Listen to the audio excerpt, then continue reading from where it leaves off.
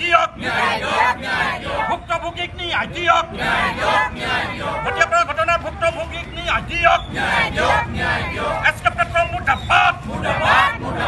ONGC মুৰ্দাবাদ এছকে পেট্ৰৰ মালিক কৃষ্ণ আগৰৱালাক আমি কাণত ধৰি আঁঠুকাই থৈছিলোঁ আৰু এতিয়া পুনৰ এছকে পেট্ৰৰ তেল ফাটিছে নামটো ৰাখিছে শ্ৰীকৃষ্ণ ভগৱানৰ নাম আৰু কামবোৰ কৰিছে তেল চুৰ দগাবাজ ডকাইত সকলোবিলাক গুণ আছে গতিকে এইটো গ্ৰেপ্তাৰ কৰিব লাগিব আজি কৃষ্ণ আগৰৱালাৰ 2 নম্বৰীৰ কাৰণে কৃষ্ণ আগৰৱালাৰ ভুলৰ কাৰণে আজি খিলঞ্জীয়া মানুহখিনিয়ে জীৱন মৃত্যুৰ লগত যুঁজি থাকিবলগীয়া হৈছে আজি এছকে পেট্ৰৰ স্বত্বাধিকাৰী তেল চুৰ দগাবাজ দালালি কৃষ্ণ আগৰৱালাক আমি গ্ৰেপ্তাৰ কৰিবলৈ দাবী উত্থাপন কৰিছোঁ ইয়াৰ লগতে আমি আৰু এটা কথা ক'ব বিচাৰিছোঁ আমি গম পাইছোঁ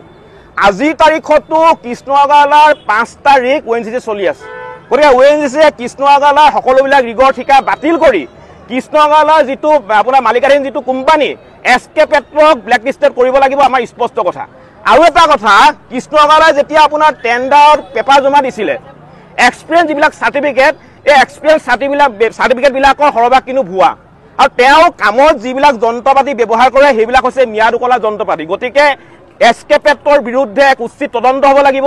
জিলা পৰ্যায়ত এক তদন্ত হ'ব লাগিব জিলা আয়ুক্তে তদন্ত কৰিব লাগিব আৰু লগতে নিহতৰ যিকেইটা পৰিয়াল আছে নিহতৰ পৰিয়ালক 1 কোটি টকা ক্ষতিপূৰণ দিব লাগিব আৰু আশ্ৰয় শিবিৰত থকা প্ৰতিটো পৰিয়ালক 20 লাখ টকাকৈ ক্ষতিপূৰণ দিয়া আমি দাবী উত্থাপন কৰিছোঁ অন্যথা আমাৰ এই প্ৰতিবাদী কাৰ্যসূচী আমি ধাৰাবাহিকভাৱে চলাই লৈ যাম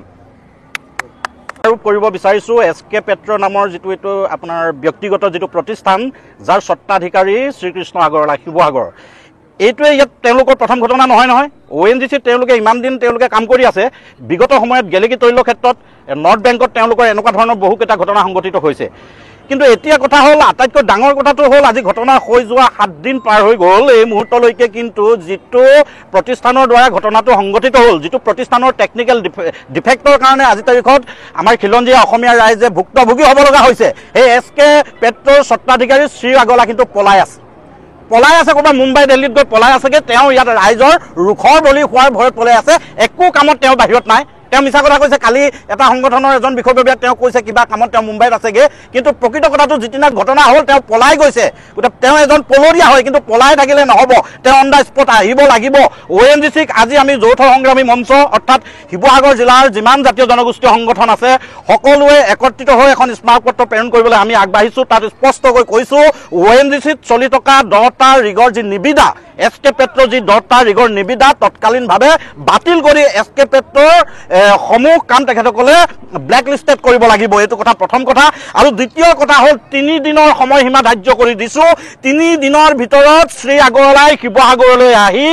তেখেতে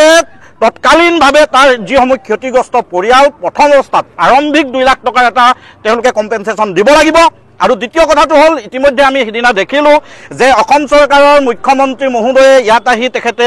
এটা এই গোটেই বিষয়টোৰ সন্দৰ্ভত তদন্ত হ'ব বুলি তেখেতে ঘোষণা কৰিছে কিন্তু এই গোটেই তদন্তটো এতিয়ালৈকে কাৰ্যকৰী হোৱাৰ আমি কোনো ধৰণৰ আমি ইনফৰমেশ্যন আমাৰ হাতত নাই গতিকে মুখ্যমন্ত্ৰী হিমন্ত বিশ্ব শৰ্মা ডাঙৰীয়াক আমি অনুৰোধ জনাইছোঁ গোটেই বিষয়টো যাৰ গাফিলতিত এই গোটেই ঘটনাটো হৈছে তেখেতসকলে দোষী তেখেতসকলে শাস্তি পাব লাগিব গোটেই তদন্ত প্ৰক্ৰিয়াটো ক্ষীপ্ৰ কৰিব লাগে কাৰ্যকৰী কৰিব লাগে আৰু দ্বিতীয় কথা হ'ল গোটেই ঘটনাটোৰ সন্দৰ্ভত সম্পূৰ্ণ তাত যিসমূহ পৰিয়াল ক্ষতিগ্ৰস্ত হ'ব সম্পূৰ্ণ তাত কেৱল মাত্ৰ জনসম্পদৰে লোকচান হোৱা নাই তাত পশু পক্ষী তাত খেতি কৰিব পৰা অৱস্থা নাই তাত আজি তাৰিখত মানুহে উশাহ লৈ জীয়াই থাকিব পৰা এটা পৰিৱেশ নাই ONGC সম্পূৰ্ণ দায়িত্ব কিন্তু ল'ব লাগিব যদি দায়িত্ব নলয় নিশ্চিতভাৱে আমি যৌথ সংগ্ৰামী মঞ্চই আজি প্ৰতিবাদ আৰম্ভ কৰিছোঁ যেতিয়ালৈকে ভুক্তভোগী পৰিয়ালসমূহে ন্যায় নাপাব তেতিয়ালৈকে কিন্তু আমাৰ যি প্ৰতিবাদ আমাৰ যি সংগ্ৰাম আমি এই সংগ্ৰাম কিন্তু চলাই গৈ থাকিম